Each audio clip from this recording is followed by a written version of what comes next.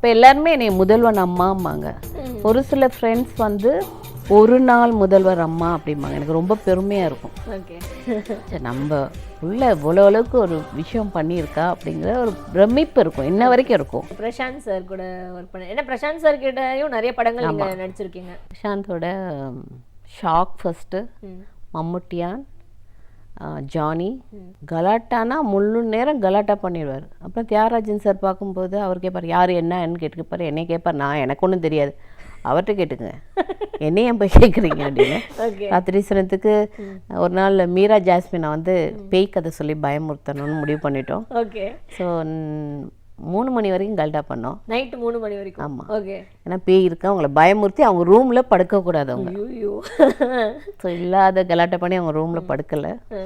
அப்புறம் 4 மணிக்கு எல்லோரும் ரெடி ஆகணும். உடனே அவர் ஃபோன் பண்ணி எல்லாம் ரெடி ஆகிடுங்க, அப்பா முன்னாடி காட்டி கொடுத்துடாதீங்க ப்ளீஸ் ப்ளீஸ் ப்ளீஸ்ன்னு.